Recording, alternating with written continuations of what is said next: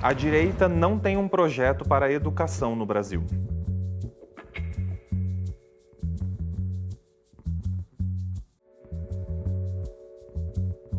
Precisamos começar corrigindo a frase. A direita tem sim um projeto de educação para o Brasil. Um projeto de sucateamento, um projeto de exclusão, de privatização, mas principalmente que não emancipe os nossos estudantes. Isso mostra e é provado por todos os momentos que eles governaram. Inclusive, recentemente, no governo Temer, que o MBL apoiou, reduziu o investimento na educação, aprovou a reforma do novo ensino médio, um absurdo, congelou o investimento em saúde e educação.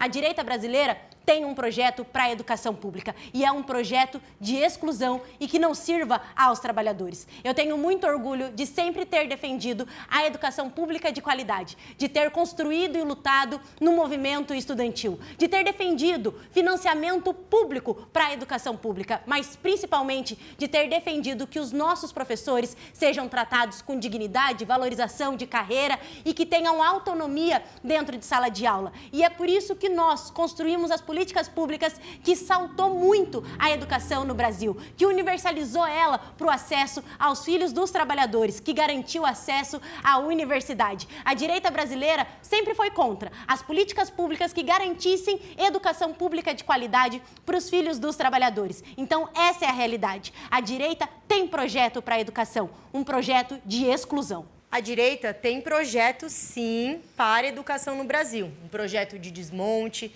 de sucateamento, um projeto também de exclusão, como foi colocado aqui pela Ana Júlia. Enquanto isso, nós acreditamos que a educação tem que ser um espaço de emancipação das pessoas, de pensamento crítico, de construção, de sonhos, de possibilidades, para que as pessoas sejam quem elas querem ser e, de fato, que elas possam desenvolver suas habilidades. A educação é cidadania, é formação. Enquanto a direita acredita que a educação, numa visão mercadológica, uma visão neoliberal, de que a juventude está fadada a entrar numa escola e já acessar um emprego sem refletir sobre quais as possibilidades, sem poder sonhar em que tipo de emprego que quer. Na verdade, eles veem a educação justamente como esse lado mercadológico. Nós não. Nós estamos vendo a educação como um lugar de emancipação, de acesso ao mercado de trabalho qualificado, de discussão de sociedade. Por isso que a gente fez, nas políticas do PT, o que mais fez pela educação. Fez o pé de meia, fez as universidades, os institutos federais, ampliou o acesso à educação superior. Nós fizemos uma revolução educacional no Brasil, nas escolas e também nas universidades, porque a gente acredita que a educação é a forma da gente transformar a sociedade, que é pela educação que a gente vai construir um futuro para os nossos jovens, mas um futuro para a sociedade. E por isso que eu tenho também muito orgulho de ter vindo do movimento estudantil, ter defendido a ampliação do acesso à educação de nível superior, ter defendido os cursinhos populares. Foi no governo Lula que teve coragem de criar o CEPOP, a Rede Nacional de Cursinhos Populares, que garante auxílio, que garante estruturação dos cursinhos populares que ficam nas periferias das cidades, que estão acessando os jovens pobres e periféricos para poderem sonhar em acessar a universidade pública. Então, é preciso que a gente entenda que a educação precisa ser valorizada, de que a educação precisa ser um espaço de formação e de que a gente possa, através da educação, acessar a melhoria da qualidade de vida, a ascensão social. É por isso que a gente acredita que a educação é esse caminho, essa ponte de verdade para a gente construir um novo futuro. E eu acho que a gente foi o que mais investiu em educação.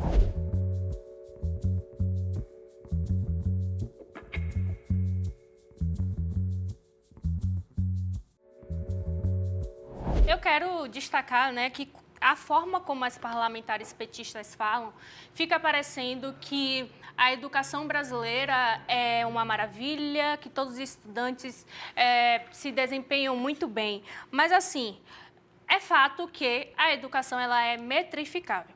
Por exemplo, no ranking PISA, o Brasil está pior que Moldávia, Cazaquistão, Jamaica, Argentina, Colômbia e Peru.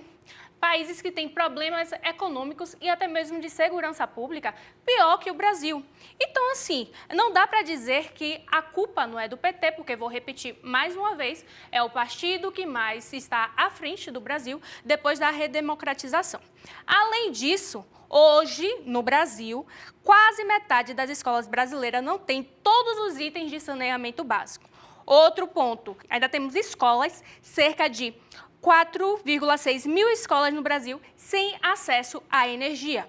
E quando a gente vai falar do PT da Bahia, né, que eu sempre estou falando aqui, elas sempre concordam comigo ou simplesmente fogem pela tangente porque, assim, a Bahia é o retrato da ineficiência de uma gestão petista. Hoje, na Bahia, temos o maior número de analfabetos em números absolutos. Além do mais, a Bahia não atingiu a meta do MEC com relação ao IDEB.